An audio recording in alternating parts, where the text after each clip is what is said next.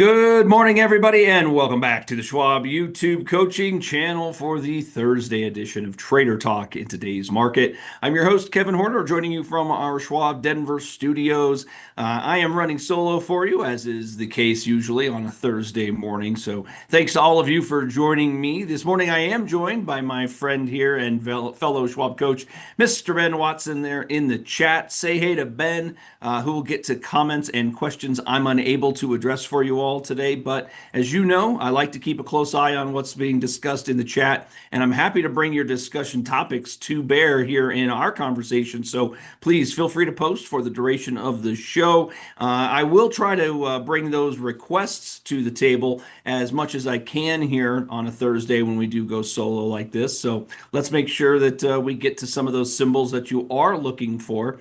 And we can do that real easily as we talk about some of the sectors or industry groups in the market, but individual equities, typically I try to rely on those that have headlines, and I do have a number of key individual equities. So as it relates to questions that you want me to address, try and limit that to sectors and industry groups more so than individual equities, but where I can, I'll try to discuss some of those. Now, there are some moving equities that are in the news today, and some of these are going to be familiar symbols to many of you, so have no fear. We're going to get to as many as we can.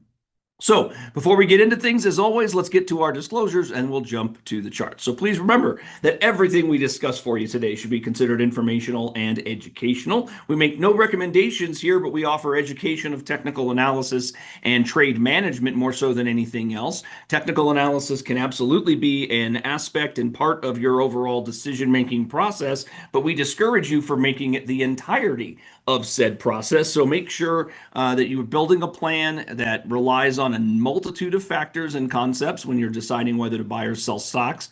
And remember not to rely exclusively on technical analysis to do that. We will follow our traditional method here today. We'll look at the big three indices, the S&P 500, the NASDAQ 100, and the Russell 2000.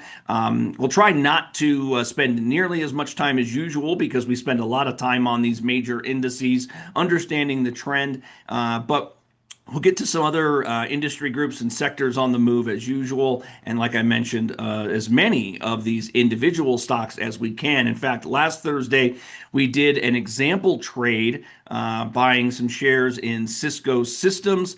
And we did a first triggers 2 OCOs. So that is a one order that when purchased triggers 2 separate one cancels other brackets. We're going to look at that trade. I think we got stopped out on a portion of it this morning with a weak open in Cisco. But we'll talk about all of that with you here this morning, everybody, over the next 45 minutes. Let's take a look at the S&P 500.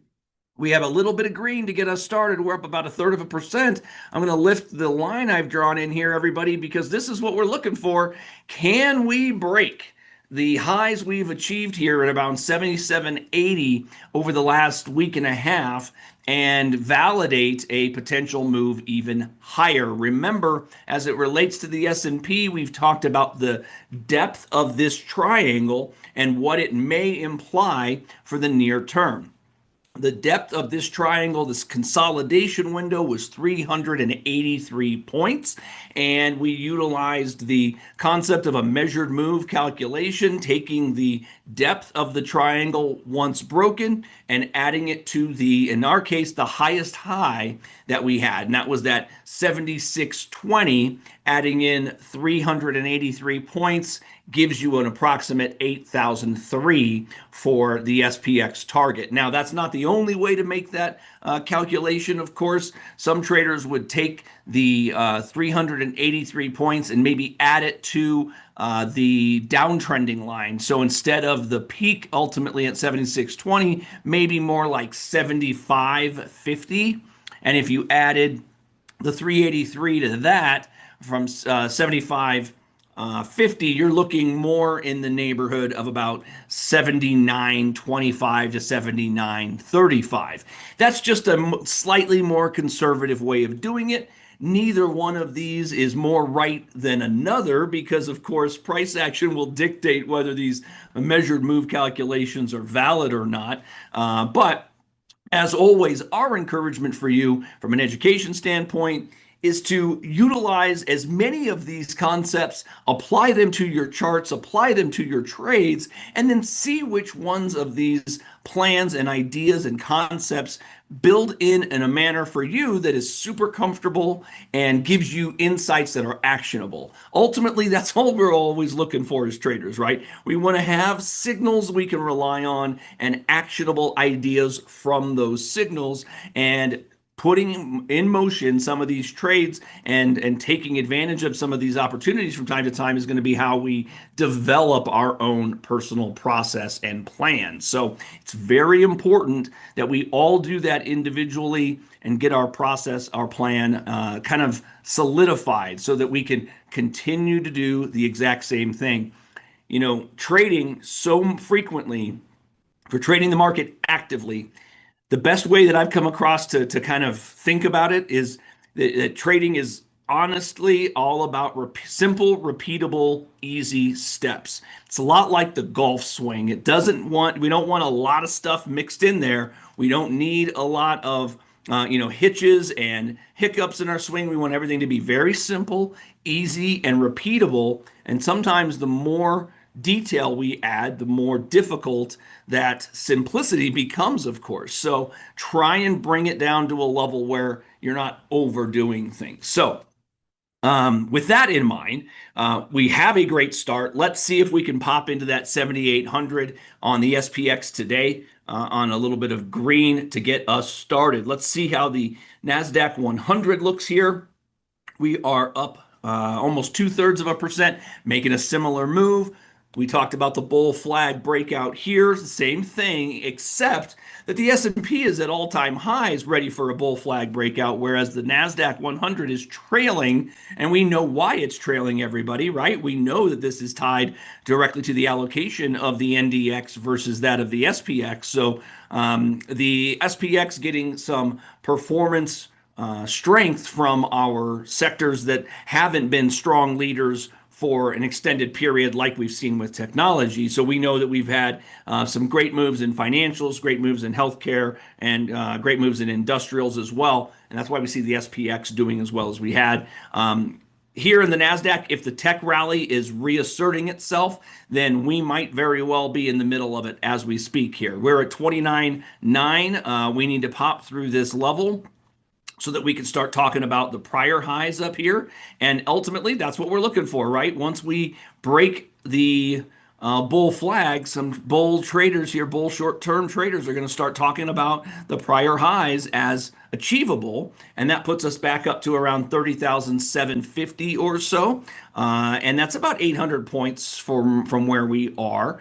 We wouldn't mind, and we certainly wouldn't be disappointed with a nice little 3% rally into those prior highs, and then we'll see what happens if we get to prior highs. As you all know, moving to prior highs, validating prior highs, perfectly fine to be at prior highs. What we want are higher highs, not matching highs. So a breakout through 30,775 would certainly be fantastic for the NDX if we can get that type of a maneuver.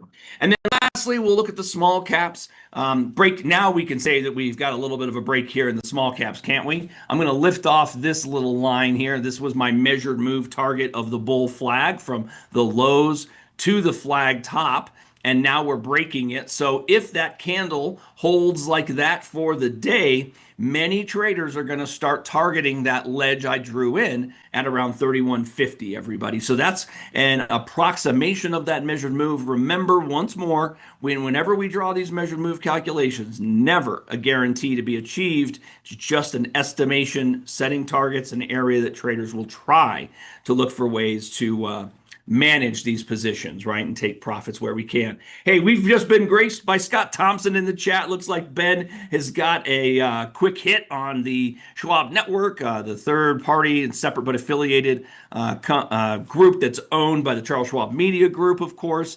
Not to suggest that you shouldn't be watching the show, but if you get a chance to see Ben do a network hit, you should always take advantage of that. So, hey, Scott, thanks for being here. Okay. So there's a look at your big three, your S&P 500, your NASDAQ 100, Russell 2000, all seemingly starting the day exactly the way bulls want to see. So Let's take a look at our semis, getting up 0.75%. Similar move here. We have to stay a little bit cautious only because we reside below the 50-day moving average still. We have that horizontal ledge of resistance over the last 3 weeks. Let's see what that looks like on my hourly bars. There we are. We are right at it, everybody. So remember, the interesting thing about technical analysis is that when we find ourselves at areas of resistance and support, it's the validation of those resistance or support levels that really informs us as traders. It doesn't tell us what's going to happen next, right? We don't know if a break of this ledge at 12,530 is going to occur in the semis. You might have a lean one way or the other, but if you think about this move and the potential to break through 12,530.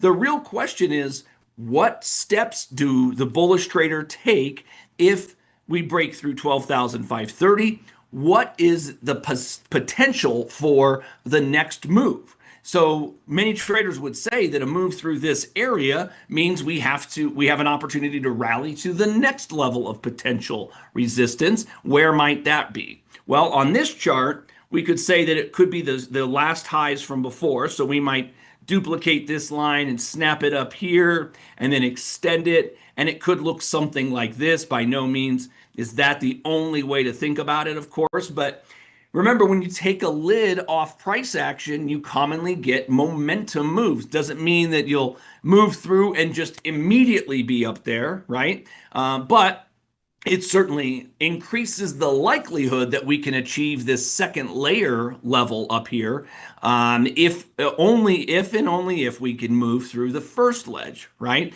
So it doesn't tell you what's going to happen, but it does say, well, if I believe that a move through 12,530 could mean a move ultimately to the next level at 13,230, well, then the trader says, yeah, if I think that can happen and it doesn't, then I sure need to be thinking about moving on if we make a move through the last low. Because then this level that I've got in white, I'll turn to red, then all of a sudden the price action looks like a rejection at resistance, not a breakthrough at resistance. And so now in such a scenario, our opportunity for upside inverts and it's no longer looks the same. And now we have a greater risk of going lower first before potentially going higher. And the question becomes, how do we traders manage it? Do you want to stay with the full position size that you're working with? Do you want to sell some? Do you want to use that as that weakness as an opportunity to add some, etc.? All of these are thoughts that traders need to manage and maintain in our heads at the same time. It's really one of the things that makes it difficult as a trader to manage all of these viewpoints. And some of you will rely, as you may want to, on notes and availability for detail in your orders. Don't forget to utilize some of those functions here in the Thinkorswim desktop application. It can ease the burden of remembering what your plan was, perhaps. So, okay. Hey, we have a survey opportunity, everybody. Looks like in the chat. So take a minute. I always appreciate and love hearing from you all because your insights help me really drive, especially my Thursday classes when I'm here with you solo. So I would love that opportunity to hear from you. Any comments you put in addition to a score, those come to me directly and are very helpful in developing the Thursday class. So please take a minute. If you click that link right now, it'll open in a browser window right next to this one, and you can get to it post-class. And those insights will come to me here in the next 24 hours, and then I'll build them in for subsequent sessions. All right, let us take a look. One of the areas of the market that we haven't looked at of late has been transport. So let's drill into the three legs of the transportation stool, everybody. Here is our transports group collectively. We still have a bit of an uptrend here. 20 and 50-day moving averages were below, but we do clearly see higher lows, higher lows, higher lows, right? So we know we have an uptrend in place, okay? Now, let's see if we can put a proper moving average on here that would be a little bit more consistent since it's not the 20 nor the 50. How about the 100? Okay. Hey, that's a little bit of a learning something or other, right? Check that out. We've had a big move back in the late fall last year when we went above the 100-day moving average and have held it since in the transport. So joining the trend here has been relatively easy if you were the believer that you should be doing so in the vicinity of the 100-day simple moving average. And look where we happen to be now. All right, so are we looking at a spot where transports could be relatively comfortable for those looking to add exposure? Based on the trend of the last 9 months, many traders would say yes. Now, the key here, of course, is to be thinking that if I were to apply new money to this trend, I might look to be making changes to my thesis about applying dollars now if we traded under the lows we just made, right? Because that would be something different versus what we have seen, okay? And so new dollars, and so when we say things like the 100-day simple moving average becomes an area for traders to possibly expose more money in a low risk area. Why is it low risk? It's only low risk if the trader says, yeah, I'm moving on when the trend changes. And under the white line I just drew in, everybody, on a closing basis, maybe for 1 day, maybe for 2 days, maybe the Horner rule with 3 days below former support could mean a larger move to the downside. It could mean a breakdown from this uptrend that appears today to be fairly obvious. But if that were to change, well, then we traders have to have a step we have to take some kind of step, right? That says, okay, this trend is not the same. I need to do something. For many traders who buy in along the trend line like this, if they're wrong and the trend shifts, they move on quickly. Okay. So that's what we're going to talk about with regard to the transports. Now, let us also look at the pillars, if you will, of this space. And those are, of course, our airlines, our trucks, and our rails. So let's peek in here at the airlines to get us started. And we'll see if any of these are tracking the group clearly. So here we've got airlines, which is not quite tracking the group, is it? The 100-day moving average has not been the simple trend that we would prefer. The bigger detail as it relates to a lot of these is going to be oil, of course. And so we'll look at oil momentarily, but the movement in oil here has been dictating a lot of the bigger swings in the airline stocks. Let's look in on the truckers. Now that's a chart that seems to resemble the broader transportation index, does it not? With our 100 period moving average, our 100-day offering support, higher lows in there as well. So this seems relatively in line with the broader space, but still worth watching. I'll put up all the moving averages there for you to give us something to look at. Now, if you're that trader who says, boy, I'd prefer to be trading the 20-day, well, then you're just being a little bit patient through here, right? Because apparently we are right around resistance in here, right? We're at the 20 period. We could see that we'd been resistant at this level previously, so it could be resistance today as well. So don't, in this situation, a lot of traders would say, I'm going to force price action, make prices get above a level of resistance before I'm validating that. And then, of course, how about our rail stocks? Let's take a look there. All right, so of the three, everybody, here's what we could say. We've got airline stocks not looking like the broader transportation space, but in a bullish trend, broadly speaking. You've got truckers that seem to be a lot more trading like the trend of the transportation sector or group itself. And then thirdly, we've got this rail stock group, which seems to be outperforming. Look at how well this is doing collectively. We are at the 20-day once more, but well above the 100-day simple moving average, even though the 100 has been opportunity. So for a lot of traders who want to be in rail stocks, yeah, maybe the support we've made over the last month and a half here could be the lowest we see in the near term. That could be an area or a reason to expose money, but you can see that collectively, our best opportunity for participation here has also been retreats to the 100-day simple moving average. So give thought to that as well. Now, let's go ahead and use this as our impetus to look in the big ones on oil, everybody. So we're going to hit up crude to get us started. Now, there was a note I had on crude this morning, so give me a quick moment here. Wanted to find it. All right, so we have oil prices down at the EIA crude inventories went up on Wednesday, and the IEA said that global demand was set to fall further than previously was expected this year due to the deepening closure of the Strait of Hormuz. Now, looking at oil again, we use the futures symbol here. This is not an encouragement for you to trade futures. It is a reminder that you can trade futures at Schwab. You do need to be approved in order to do so. So make sure that you go through the requisite steps to do just that, everybody. A very important aspect of it. But when we're looking at the move in oil, we still see we are banded between the descending triangle. Many lower highs, another lower high we just made this week, and now it's trying to kind of selling off. So truth be told, I think a lot of traders are more or less just watching the downtrend and horizontal support. So the downtrend rallies into the downtrend have been sold consistently since the peak.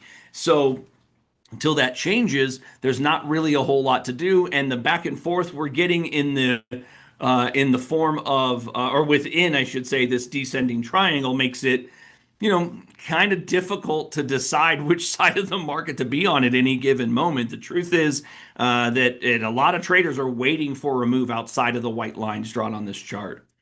Let's extend that out to just gasoline. I filled up just 2 days ago, and I'm not getting any relief at the tank just yet. We bounced a little bit the last week off of these lows.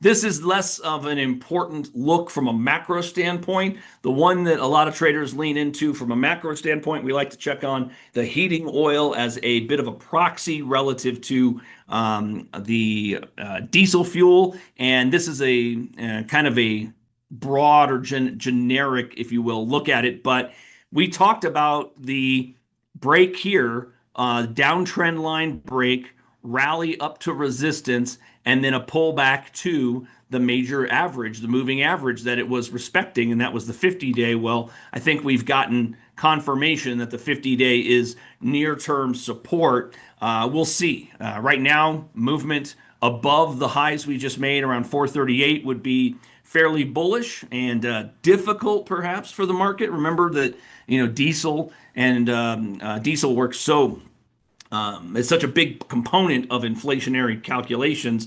It often, as diesel rises, what we notice is the increase in costs across the board, especially for those goods that we transfer cross country in trucks as opposed to rails. So bear that in mind as well. Okay, so there's a look at your big three from the oil side of things. We'll go ahead and extend into the sectors. Remember that survey's out there for you, everybody. Thank you so much for reposting that, gentlemen. Let's see how energy is working. Energy is pausing. We talked about this a little bit, the potential for a pause at resistance. It looks like now that I can color that red because we have taken our pause, haven't we? If we zoom back in, yesterday was our high day. So could we get a little bit of a pullback here if we get under yesterday's low? Yesterday's low in this space, 924.26. Watch that low and see if it picks up momentum to the downside if taken out. One other note down below is that we have a bearish divergence down here from the last time. So we made a higher high in price, but a lower high in the RSI. Now, remember, when we start talking about lower highs and or divergences like this, the issue isn't that this is a increased likelihood of a reversal, but rather that it may mean a simple pullback uh, as opposed to a reverse altogether. So, what I mean to say is this could be worked off by the passage of time, this divergence, the passage of time, or the test of the 20-day moving average. Remember, we've talked about it being supportive since we jumped above it on July 8th. And so, if that is the case, we could easily witness a pullback to the 20-day necessary to before we could see energy space collectively moving higher. That's a possibility. That does not mean reversal all the time. Okay. I wanted to answer a question. Let me just get back to it here really quick. Oh, Barbara, your question about heating oil as a proxy, it comes down to the component, the makeup of these fuels. It's ultimately a chemistry situation, if you can believe it or not. They're relatively similar in chemical makeup and then price tracking as a result of that. So heating oil is often used for economic stuff, um, excuse me, it's frequently used as a direct economic and physical proxy for diesel relative to trading the market. And it's all tied to the makeup or the components, if you will, of that chemical compound for diesel and heating oil being so similar, if not almost identical. So that's ultimately why we can use something like heating oil as a visual, if you will, just from understanding the macro side of things. I hope that's somewhat helpful for you there, Barbara. Okay, next we talked energy. Let's also make sure we hit up on some of these bigger groups moving today. What's this one up 1%? Ah, technology. Great. We love it when technology's in gear, don't we, everybody? Take a look. What do we have? A bit of a, boy, this looks like a flag in a stiff wind all of a sudden, doesn't it? Where we've got higher highs and higher lows. Some would say it's a rising wedge and they don't like those things. But when it's, I'll tell you what, now that we're through the highs we've made here this last week, many traders are going to say, yeah, there's the path of least resistance is those prior highs that we've made. So doesn't mean we have to get there, but it becomes a potential target for the short-term trader. Nice move today, up 1.1%. Okay, what do you say? Let's see, we've got about 15 minutes remaining. Let's go ahead and hit up a few more of these sectors quickly just to make sure we touch on some of our better performers here. So here's a look at industrials, which continues to hold the breakout. Remember, this is one of the harder things I believe for traders is the idea that the prices get to a level and then price doesn't really go anywhere. This is one of those situations where traders might have their patience tested because price isn't moving, but the maintaining of the level here that where my crosshairs resides, because it's outside of that downtrend line, is going to appear to be more bullish, even though it's not a scream to the upside immediately following the breakout. What appears to be going on here is the move higher has held, and the 20-day, this pause after the breakout, having gone sideways like it has for about 7 or 8 sessions, is enabling the 20-day to catch up in here. And remember, when we get breakouts, traders often start looking for the new trend. So consolidations, pullbacks, etc., when those occur, the trader waits for the breakout, and then when the breakout happens, we expect the trend to begin thereafter, which is to say a window like this. Remember, back here in industrials, you can go back to when we kind of started making this move. I was looking at this as resistance, right? And we got through it. We had to get thrown back to our moving average. But see how once we cleared it with any conviction, we started to trend. And that's when our 20-day became pertinent for us, didn't it? And it became pertinent for about, well, let's see here. How long were we above it? From all the way back here to when we actually broke down?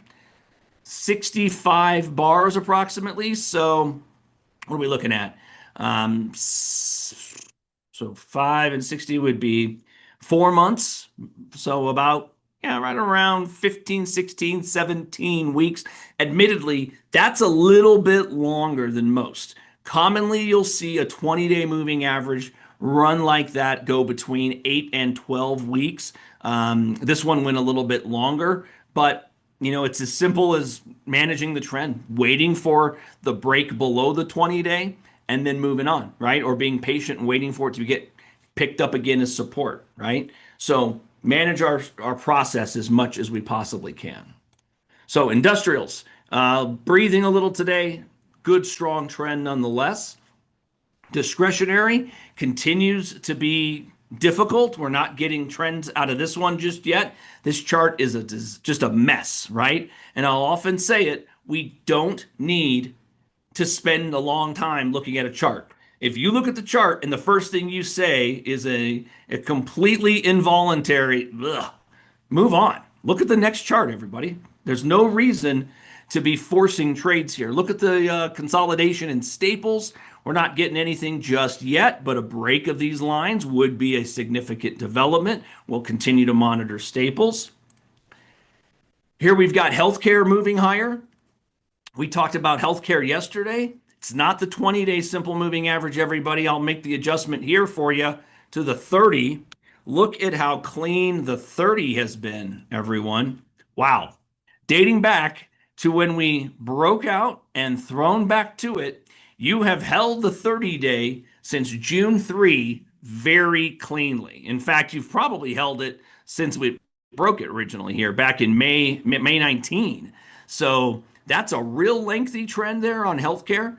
Using the 30-day doesn't mean that's the right one. It's just the one that has been most respected for about the last 3-4 months. So if and when that changes, that could become a significant development, but obviously we are not there yet relative to healthcare. There's your financials rolling along. The 20-day hasn't even been remotely tested here. So maybe this one is a manual trend line, something like so. You could draw it like that. 10-day probably too tight, right? You could manage that way, but you might find yourself a little more active than you want to be perhaps. So keep that in mind. But this is a real strong move in financials from what we've seen. We talked tech. Here's communications, a bit still in the down channel, but if we're being patient, it's hanging out at the 200-day moving average. On the longer term, it's the 50-week moving average. So depending on your time frame, depending on your view of things, this can continue to work.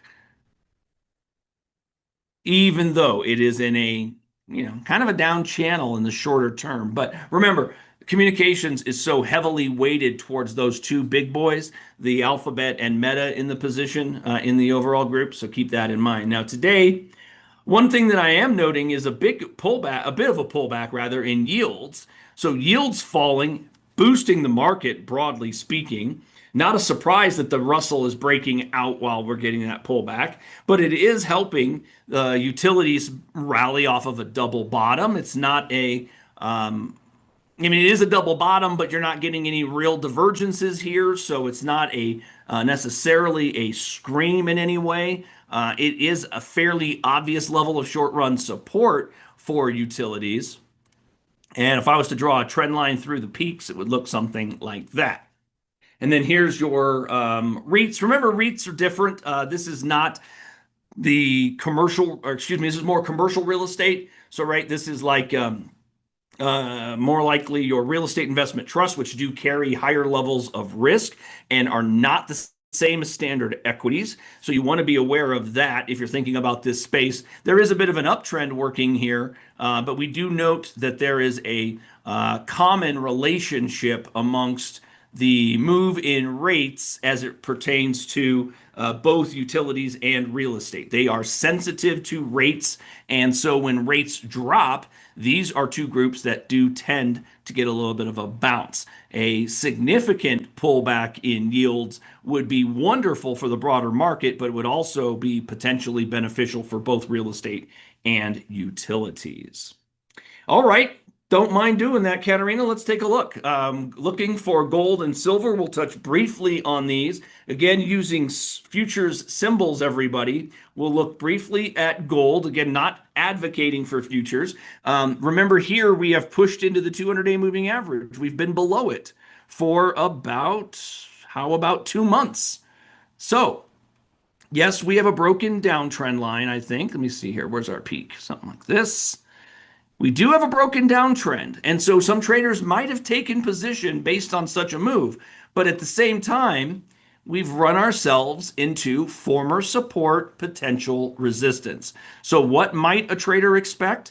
Maybe a pullback to the confluence of the 20 and the 50, but this is a bullish and potentially positive signal with the 20-day crossing the 50 to the upside. Remember what we said about the so-called the Kablode, as it is. It's the inverse of the Kahold. We had a high trade today. So if we take out the low over the next week, take out the low of today, this could mean a pullback to support. Where could support be? Certainly could be the 20-day. It could even be a speedier 10-day. It doesn't even have to be either of those. Maybe it's some kind of horizontal level of support. Maybe it's a Fibonacci move looking at the breakout day. The day that this got going in earnest, it might look something like this. And then a trader could expect a pullback of about half of that move. And that would mean right to the 10-day, as it were, oddly enough. Always fun when that kind of stuff lines up, right? So there's a very brief look at the gold. Let's take a look at the silver. And a little less exuberant to the upside here of late.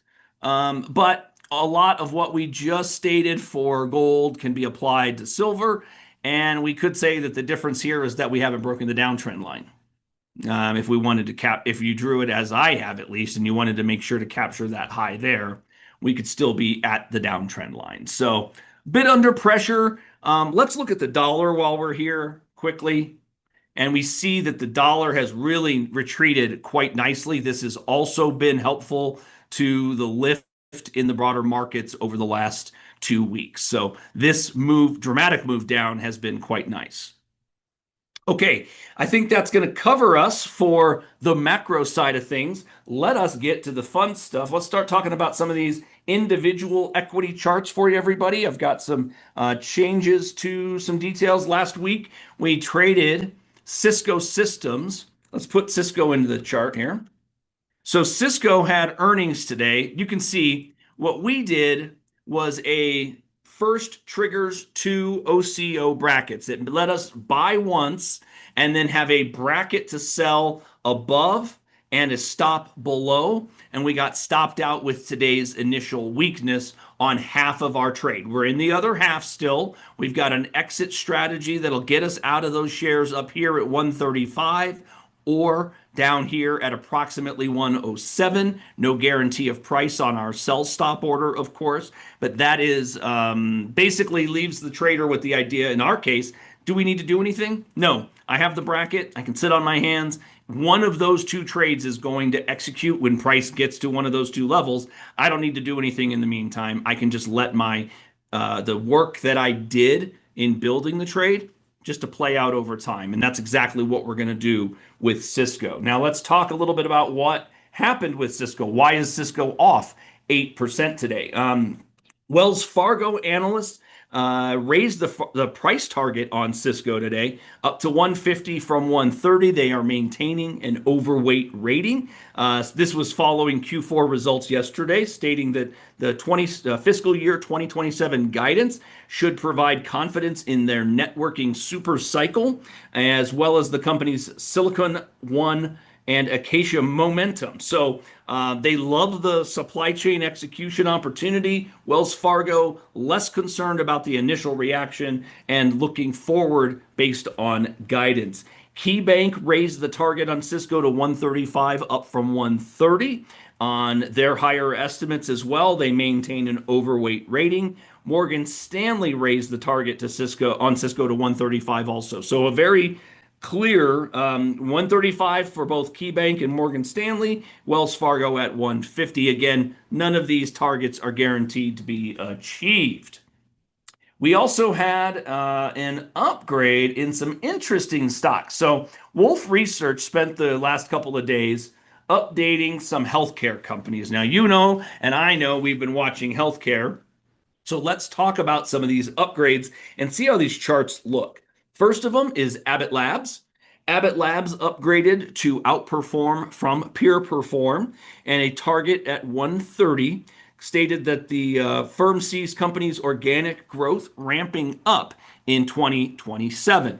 Here once more, that 20-day simple moving average catching up to the 200-day, giving the impression that things are improving. This is a development because we're above the 200-day nicely, but we got to go back in time to see the broader, longer trend here.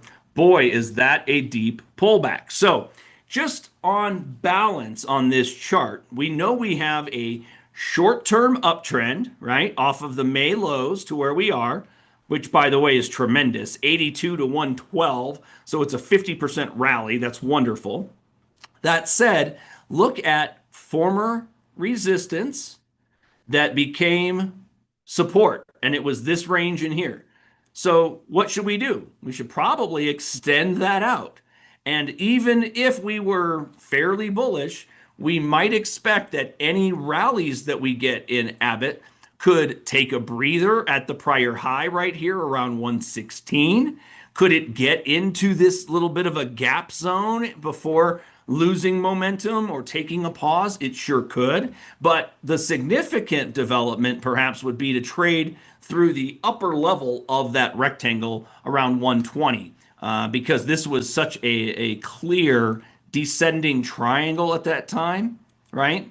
And then once it broke aggressively with a gap and then a rally back into resistance, in this case, the 50-day. So this bears watching. But, you know, when you get significant changes to trend and they're coupled with an analyst upgrade, it can be helpful to the stock's price action. Okay. Yeah, there's another one here. Unfortunately, it wasn't Lilly. Another one was AbbVie. Wolfe upgrading AbbVie to outperform from peer perform. New target here, $300 a share. A nice 20% premium to where we're trading today. And no guarantees. But when we look at what's going on here, we might have said, boy, this was a nice development. In advance of the earnings that occurred, the break of the downtrend line happened, and a trader who took that breakout, boy, have they been rewarded, everybody. 230, it ran all the way to 266 before trying to confirm short run support at the 50-day moving average, which looks like a pretty important level in the near term here on AbbVie. So $300 target, the firm citing the company's attractive valuation relative to their peer group, lack of near-term loss of exclusivity exposure for that upgrade. AbbVie also has a solid catalyst path going forward with high single-digit revenue growth in 2027. And then lastly, Wolfe went ahead and upgraded Biogen to outperform as well. $300 price target on this one, a significant premium to the current price, you can see. Now, when we talk about, you know, stocks getting upgrades and whatnot, my goodness, this one really led the upgrades late to the move, obviously, but it's an improving chart over the last couple of years. If you're wondering about why traders who believe in technicals trade on technicals, well, once you get broken down trends, things tend to improve. That's what you've had here. The move in Biogen has been fantastic, everybody. To where we are right now, the stock is up 90% over the last, say, 15 months. It's a great move, casual relative to what we get in the way of technology movements, but a pretty well established trade. Let's see, is it the 100-day moving average through here? Pretty nicely is. Yeah, has been at least. So that's kind of helpful as well. And of course, if we backed this off and put it into a weekly, well, that becomes even more interesting, doesn't it? A really important spot. Notice how we have had a lot of back and forth here at the 200-week moving average. Perhaps a break of these highs could be the kind of thing that brings some more momentum into this position. Guys, there is a survey out there. Again, I would love to hear from you. Your thoughts, your feedback, quite helpful to me. We're going to go ahead and run out of time, unfortunately, but we'll be back. There's more to come from us here on the channel. We've got another class beginning at 11 a.m. Eastern today. From my standpoint, you can follow me, follow Ben, follow Scott on X. We love hearing from you there as well. In fact, that's the one spot that we can absolutely engage with you. So if you've got questions about posts that I make on X, you can put those questions right on X and we're actually able to reply there.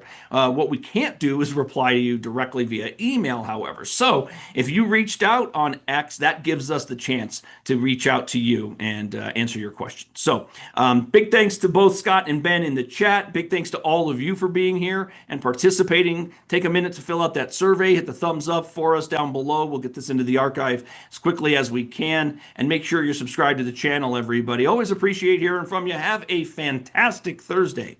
I look forward to catching up with you all again real soon.